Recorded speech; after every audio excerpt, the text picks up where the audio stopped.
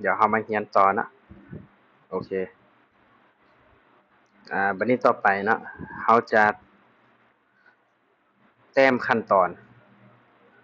อ่าแต้มพื้นเนาะเดี๋ยวมาเฮ็ดเลยโอเคเดี๋ยวท่านใดบ่ได้ลงปลั๊กอินตัวนี้กันเด้อท่านคันบ่ทันมีเด้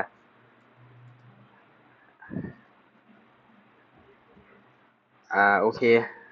มีบ่มีเดี๋ยวเรามาเบิ่งนะตอนที่เราตัดแล้วเราคลิกเมาส์ขวาคันมันได้แสดงว่ามันมีเด้อโอเคเฮ็ดจั่งซี้เนาะเราจะเอาคำสั่ง section เนาะคันท่านใดบ่มีเปิดออกจาก view toolbar เด้อมันจะชื่อว่า section นี่เนาะโอเคบัดนี้เนาะให้เรากดคำสั่งตัดมาแล้วมาคลิกใส่แล้วเราก็จะมาคลิกใส่เนาะหน้าเพียงนี่เลยเนาะปึ๊บ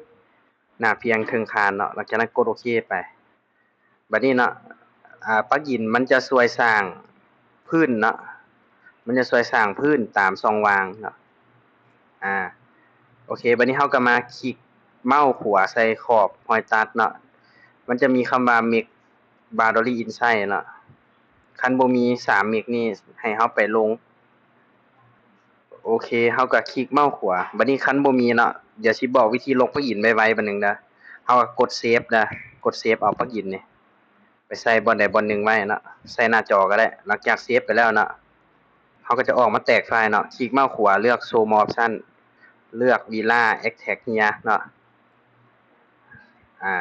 หลังจากนั้นมันจะมีปลั๊กอินอยู่นี่เนาะบัดนี้วิธีลงล่ะแม่นเข้าไปใน GitHub Extension Design Manager แล้วก็กดที่ปุ่มฟ้าๆนี่แล้วก็ไปคลิกใส่ปลั๊กอินเลือก Desktop คลิกใส่ปลั๊กอิน2บาทเนาะมันก็จะเข้าเลยเนาะโอเคบัดนี้ตอนเราคลิกเมาส์ขวาเราจะเลือก Make boundary inside เราก็พิมพ์เลยเนาะตัวนี้จะพิมพ์ทวิตจะเป็นทวิตจะพิมพ์พื้นเนาะ100 Enter 100โอเคเนาะเป็นพื้นหนา10เซนโอเคบัดนี้เขาตัดแล้วห้อยตัดเฮาก็เฮ็ดมาเพื่อจะสร้างพื้นละล่าเนาะเฮาก็ลึบทิ่มเนาะโอเคบัดนี้ด้านลุ่มจะเป็นชั้นดินทรายเด้อเฮาจะตัดสร้างชั้นดินทรายให้เฮาเอาคำสั่งตัดมาคลิกใส่ทั้งเทิงทั้งลุ่มเนาะปิ้นทั้งลุ่มใช่ล่ะคลิกสิปึ๊บแล้วบัดนี้กดโอเคไปบัดนี้อ่าระยะของเรือนเฮาแม่นมันสูงอยู่ 1,000 บัดนี้พื้นนี่กินไปแล้ว100แสดงว่ายังเหลือ900เป็นชั้นดินทรายเด้อเราก็คลิกเมาส์ขวาเลือก Make boundary inside แล้วพิมพ์900กดโอเคบัดนี้เราก็ลืมห้อยตัดทิ่มไปในเมื่อได้แล้วเนาะบัดนี้ต่อไปตัวนี้มันจะเป็นดินทรายที่มันสร้างมาเกินเนาะให้เรารัวๆเนาะรัวๆแล้วลืมทิ่มโอเคบัดนี้ต่อไปเราจะสร้างชั้นกะโหลเด้อสร้างชั้นกะโหลเราก็ใส่ตัวนี้ใส่คำสั่งสายเส้นเนาะสายขึ้นไปจากขอบพื้นนี่เนาะอยู่ประมาณ50เด้อ50เท่าความหนาชั้นกะโหลเลย50มิล Enter หลังจากนั้นนะมาสร้างเลยเขากดไปที่คำสั่งตัดเนาะแล้วกดปุ่มขึ้นเทิงบัดนึงเนาะกดปุ่มขึ้นเทิงบัดนึงมันจะพลิกด้านเนาะเป็นสีฟ้าเนาะเขาก็ไปคลิกเมาส์ใส่เส้นห้อยตัดนี่เลยปึ๊บแล้วก็กดโอเคเนาะโอเคบัดนี้ต่อไปเขาจะสร้างชั้นกะโหลเนาะมันจะทับอยู่เทิงชั้นพื้นเขาก็คลิกเมาส์ขวาเลือก Make boundary inside 50พิมพ์50กดโอเคโอเคได้แล้วเนาะแล้วก็ลืบทิ่มเนาะบัดนี้มันจะมีอยู่บอนที่มันบ่สร้างให้ก็คืออยู่บอนนี้เพราะว่ามันบ่มีพื้นที่อ้อมรอบไว้เนาะมันหัวมันก็เลยบ่เกิดกะโหลเนาะตัวนี้เราต้องสร้างด้วยวิธีแต้มเอาเองเนาะใส่สี่เหลี่ยมแล้วก็วาดเลยวาดจากบอนนี้นะวาดจากบอนนี้มาหาบอนนี้วาดสนิทก่อนแล้วยืดขึ้นนะแล้วยืดขึ้นให้มันมีความหนาอยู่ประมาณประมาณ10เนาะ10 Enter หลังจากนั้นก็ยืดทั้งข้างเด้อใส่ตัวที่ยืดทั้งข้างนี่มาจำฝาพี่เลยจำบ่นี้รถเนาะจำบ่นี้คลิกเลยโอเคบัดนี้ได้แล้วเนาะ แต่ว่าอย่าฟ้าวเนาะลืมทิมกันเนาะเอาไหมรัวๆลืมทิมกันเขาต้องคลิกเข้าไปในกรุ๊ปของกะโลเนาะคลิกเข้าไปที่บอลนี้คลิก2 บาทเข้าไปในกรุ๊ปของกะโลเข้าไปใกล้ๆเด้อคลิกรัวๆใส่กรุ๊ปของกะโลแล้วจึงแต้มใส่เนาะมันจึงอยู่ในกรุ๊ปเดียวกันกับกะโลที่เฮ็ดไปแล้วเนาะเฮาก็แต้มสี่เหลี่ยมใส่ปึ๊บแล้วก็ยืดขึ้น10มิล10 enter เนาะแล้วก็ยืดข้างๆมาใส่นี่โอเคแล้วเนาะโอเคบัดนี้เฮาจะสร้างเพดานเนาะโอเคเฮาก็สายเส้นขึ้นไปจากพื้นนะจากพื้นขึ้นไประยะเพดานจะแม่น 2,800 เนาะโดยทั่วไปคันสูงกว่านี้ก็มีเนาะ 2,800 enter บัดนี้เฮาจะใช้คำสั่งตัดเนาะกดปุ่มขึ้นเทิงอยู่คีย์บอร์ดบัดนึงเพื่อล็อกแกนฟ้าแล้วคลิกตัดกดโอเคบัดนี้เฮาจะคลิกเมาส์ขวาเลือก Make Boundary ใส่เนาะแล้วตัวนี้เฮาจะใส่ความหนาเท่ากับเพดานแท้เลยเนาะเพดานยิบซ้ำหนา9มิลเท่ากับพิมพ์9กดโอเคโอเคในเมื่อได้แล้วเฮาก็คลิกใส่ห้อยตัดแล้วก็ delete ทิ่มโอเคได้ละโอเคเฮาลึบออกละเส้นที่เฮาสายลึบออกโอเคบัดนี้เฮาจะมาใส่เลเยอร์เนาะโอเคมาใส่เลเยอร์เลยเฮาจะสร้างเลเยอร์มา3ตัวเนาะจะเป็นเลเยอร์จะมีอยู่นะมาเบิ่งเลยตัวนี้จะเป็นเลเยอร์พี่เพดานเนาะจะพิมพ์เป็นโอเคได้เพดานแล้วก็ตัวนี้จะเป็นเลเยอร์V กาโลสั้นหนึ่ง V กาโลสั้นหนึ่ง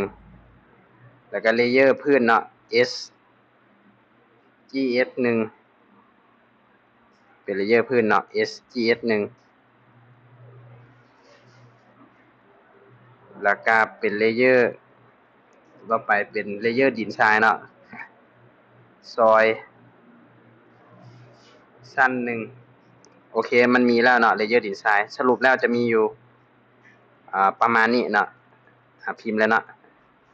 เดี๋ยวก็มีอีกตัวหนึ่งพี่เพดานเนาะนี่โอเคนี่เลยเนาะสรุปแล้วประมาณนี้4เลเยอร์กันเนาะ4เลเยอร์กัน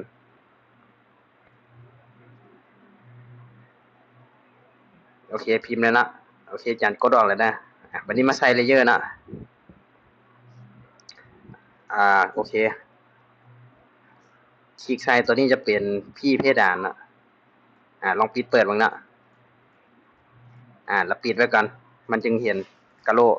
วันนี้ก็คลิกใส่พื้นกะโลเนาะแล้วก็เลือกไปใส่เลเยอร์ V กะโลสั้นหนึ่งแล้วก็ปิดเลเยอร์บ้างเนาะแล้วก็ปิดไว้ก่อนบัดนี้เป็นพื้นเนาะคลิกใส่แล้วก็เลือกเลเยอร์S GS 1แล้วก็ปิดลองตาไว้ก่อนบัดนี้ก็เป็นเลเยอร์ดีไซน์เนาะคลิกใส่ซอยสั้นหนึ่งก็ปิดตาไว้เนาะโอเคได้แล้วเบิดแล้วเนาะบัดนี้เฮาก็เปิดเลเยอร์ขึ้นมาคืนเบิดเลยเนาะเพื่อจะเฮ็ดขั้นตอนต่อไปโอเคบัดนี้เฮาเห็นว่าเพดานภายนอกมันยังบ่ได้เนาะโอเคให้เฮาเฮ็ดจังซี่เนาะโอเคใส่คำสั่งตัดเนาะแล้วกดปุ่มขึ้นเทิงบัดนึงคลิกใส่บอนนี้คลิกใส่บนเหลี่ยมนี่เลยเนาะบนเหลี่ยมเพดานรอบนอกนี่เลยปึ๊บแล้วก็กดโอเคบัดนี้เนาะมันยังบ่ได้เนาะตัวนี้ต้องคลิกขึ้นเทิงหน่อยนึงเอาไหมเนาะกดคำสั่งตัดแล้วกดปุ่มขึ้นเทิงบัดนึงคลิกใส่บอลประมาณนี้เนาะบ่ต้องคลิกใส่จำนี่นะคลิกใส่บอลนี้ครึ่งนึงของระหว่างนี้หานี่ปึ๊บก็กดโอเคมันจะมีขอบมันจะมีรอบเนาะเป็นวงรอบมันจะเกิดเพดานอยู่ตามวงรอบของมันนี่เนาะเกิดเพดานตามวงรอบของมันนี่เฮาก็คลิกเมาส์ขวาเลือก Memory Size แล้วก็9มิลกดโอเคเห็นบ่มีเพดานออกเห็นบ่เฮากดลึกทิ่มไปเนาะเฮาก็จะมีเพดานเห็นบ่โอเคเดี๋ยวนะตัวนี้เฮาก็ใส่เลเยอร์ไปเนาะเป็นพี่เพดานโอเค โอเคบัดนี้ให้เฮามาแต้มลบหลังคาเด้อลบหลังคาเอาแบบแต้มแบบนี้นะกดไปที่ปุ่มตัวนี้ปุ่มที่2อยู่ใน Profile Builder 3กดเลยนะปุ่มที่2นะโอเคหลังจากนั้นเฮาจะไปเซิร์ชเอาลบหลังคานะกดไปที่รูปแว่นขยายแล้วกดไปที่รูปโฟลเดอร์นี่นะหลังจากนั้นกดไปที่กดเลยนะโฟลเดอร์ V10 นะโฟลเดอร์ V10 บางคนอยู่หน้าจอบางคนอยู่ช่องดี V10 แล้วก็เดี๋ยวจะสิกดเข้าไปแล้วเบิ่งลิงก์มันก็ได้เด้ V10 Assembly รูป V10 Assembly แล้วก็รูปแล้วมันจะบ่มีดอกเนาะแต่ว่าให้เฮากดคำว่า select folder มันจะจึงจะมีบัดนี้เนาะเฮาจะเลือกไปที่ลบสันหลังคาที่เป็นตัวนี้รูป C เนาะเขียนว่ารูป C เนาะกดเลยหลังจากนั้นนะเฮาก็จะมาแต้มเลยเนาะกดปุ่ม build ตัวนี้มันจะเป็นส้นเนาะแต้มหน่อยนึงพอเนาะวิธีแต้มแล้วมันคลิกแค่นี้นึงแล้วห่างๆนึงคลิก2แล้วก็กดยกเลิกคำสั่งบัดนึงนะบัดนี้ตัวนี้คือกัน1 2กดยกเลิกคำสั่งบัดนึง1 2กดยกเลิกคำสั่ง1กดคือกันนะ1 2กดยกเลิกคำสั่ง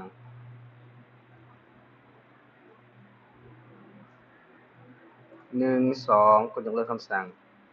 โอเคบัดนี้เฮาจะไปเอาลบ3ทางมาแต้มใส่ทางถึงเนาะกดแว่นขยายแล้วก็พิมพ์รูป3เนาะเลือกรูป3เฮาก็แต้มเนาะกด build แล้วก็แต้ม1แล้วก็ขยับออกมาจะเป็นสีเขียวเนาะ2กดยกเลิกคำสั่งนี่กัน1 2เป็นสีเขียวได้1 2โอเคบัดนี้เฮาจะเอาลบตัวที่เป็นแต้มใส่สันโดยเฉพาะเนาะกดแว่นขยายแล้วก็มันจะชื่อว่ารูป2เนาะเป็นท่อนๆใช่เนาะแล้วก็กด view แต้มเลยตัวนี้เบิ่งดีๆเนาะตัวนี้มันจะแต้มแบบนี้แต้มไปที่เนาะ1แล้วก็ขยับเมาส์ไป1 2แล้วก็ต่อไปนะ1 2เขาจะกดใส่นี่แหละเบิ่งคักๆเบิ่งคักๆเด้อกดใส่กล้องนี่เนาะปึ๊บมันจะบ่เพียงกันเทื่อเนาะแต่ตอนนั้นเฮาจึงมายับลงขึ้นไปแล้วก็เฮาเห็นว่ามันเป็นเงาๆดำๆส้นเข้าไปแล้วเนาะเฮาก็คลิกเลยปึ๊บเนี่ยเห็นบ่นี่ต่อไป1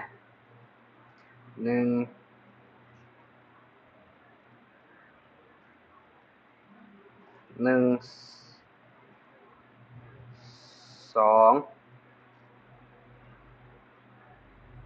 1 2 3 1 2นี่ฝั่งนี่น่ะ1 2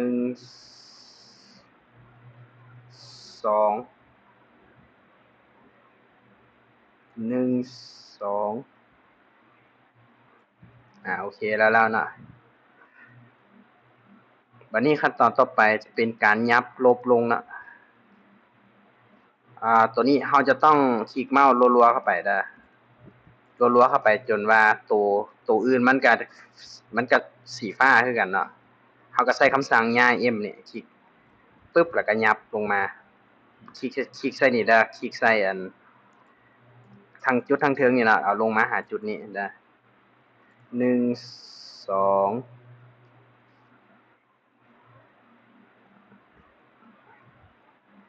โอเคคลิกออกบนปาวางบัดนี้ต่อไปสำหรับลบที่เป็น3ทางเนาะตัวนี้จะรัวคือกันแต่ว่ารัวแล้วก็กด Ctrl จึงไว้เนาะแล้วก็รัวบัดนี้พร้อมรัว2บอนเนาะพอมันบ่ต่อกันเนาะรัว2บอนรัวแล้วก็รัวบัดนี้เนาะ วันนี้ก็ใส่คำสั่ง m เนาะคลิก1คลิกใส่เทิงเนาะ2คลิกใส่รูมเนาะโอเคได้แล้วเนาะวันนี้ก็คลิกออกเป็นปาวางเนาะแล้วบัดนี้สิมาเข้าเลเยอร์เนาะกดออกไปเลยเลเยอร์จะชื่อว่าเนาะลบหลังคาเนาะ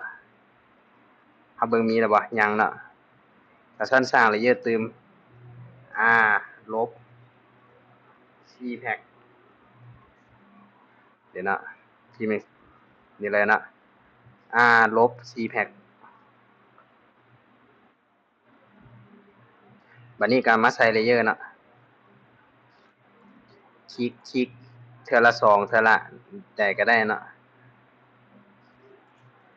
บัดนี้ฟังนี่พร้อม1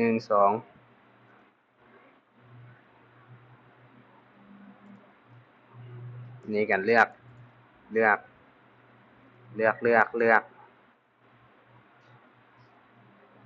ลบ cpack นี่ก็เลือก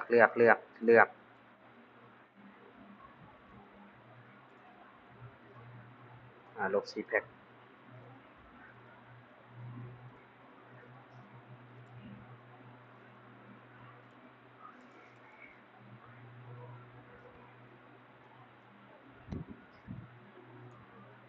โอเค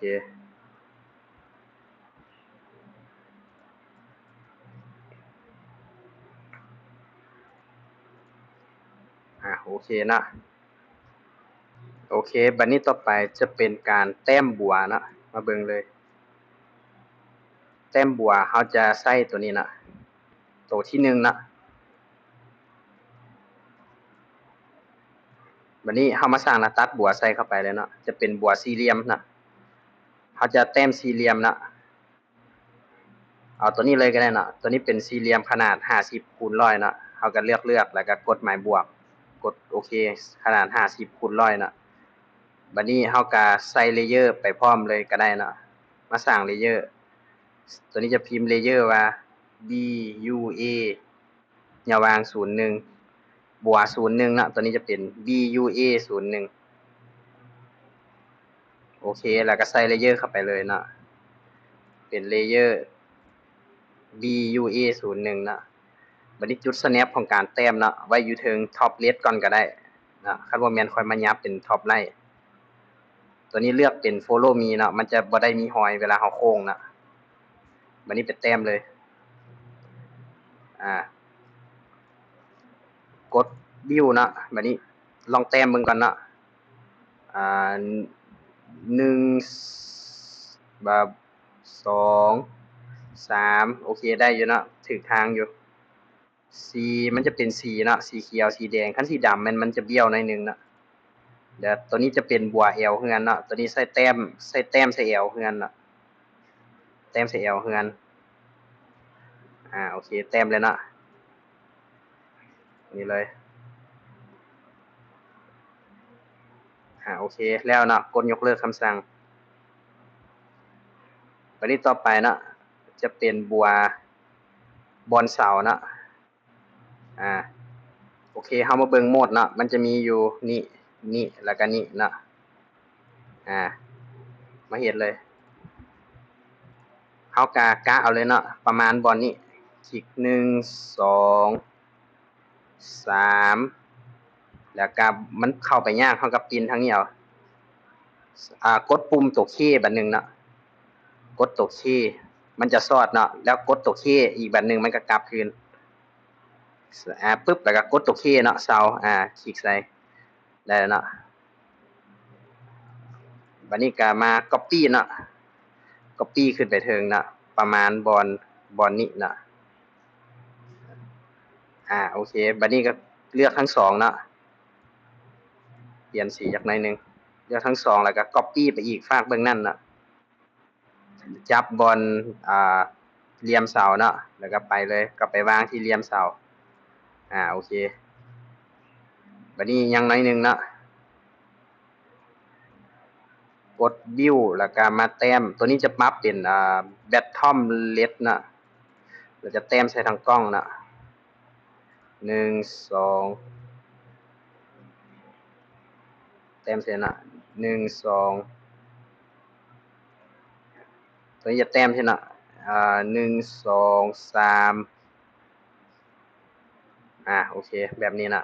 ส่วนตัวฝั่งนี้เอาใหม่เนาะกดบิวแล้วก็แต้มเลยตัวนี้เฮาเปลี่ยนจุด snap เป็น top line bottom line ก่อนเนาะมันค่อยลากมาแบบนี้ได้นี่แล้วก็นี่โอเควันนี้ต่อไปแต้มใส่บอลนี่เนาะ1 2 3 4 5 6 7 8 9 10โอเคตัวนี้มันอยากตื้นเนาะใครอยากปรับลงตื่มก็ได้เด้อตัวนี้แต่ว่าเฮาแต้มไปแล้วเนาะบ่ปรับดอกเนาะโอเคบัดนี้ต่อไปจะเป็นขั้นตอนแต้มขุดดินรากฐานเนาะให้เฮาใช้สี่เหลี่ยมเนาะวาดแล้วดินทั้งกล้องใช่เนาะเอาสี่เหลี่ยมวาดแล้วก็ตัวพี่ยืดขึ้นตัวนี้จะเป็นขุดดินรากฐานเนาะขุดขุมรากฐานแล้วก็ยืดขึ้นมาเพียงเนี่ย850เนาะคันมันพิมพ์ enter ก็มัน850บัดนี้ก็รัวๆ make component เด้อบัดนี้มาใส่เลเยอร์กันเนาะกดออกอันนั้นเนาะเลเยอร์จะเป็นซอยเนาะ SOIL ซอย F1 เป็นเลเยอร์ของการขุดรากฐาน F1 เนาะครับเลยตั้งชื่อเลเยอร์ว่าซอย F1 ตัวนี้เนาะซอย F1 บัดนี้เฮาก็มาใส่เลเยอร์เลยเนาะซอย F1 โอเคแล้วก็เฮ็ดสีมันใส่พร้อมเนาะซอยนี่ใส่ผิดนะลงไปใส่ซอยสั้นหนึ่งซอย F1 ได้เฮ็ดสีมันใส่พร้อมโอเคนี่นะกดโอเคไปวันนี้ก็มา copy นะใช้สั่งง่าย copy เลย copy copy ไปให้ได้3ตัวเนาะแล้วค่อย copy ทั้ง3ตัวไปพร้อมๆกันเนาะ1 2 3เฮาก็ copy ไปเลยเนาะ copy ไปพิมพ์ 3,500 enter แล้วก็พิมพ์ x 3 enter หลังจาก enter ใหม่ๆเฮาพิมพ์ x 3เนาะ x 3 enter 3,500 enter x 3 enter แบบนี้เนาะเฮาก็ copy เดี๋ยวโอเคแล้วเนาะประมาณนี้เนาะสำหรับคลิปนี้โอเค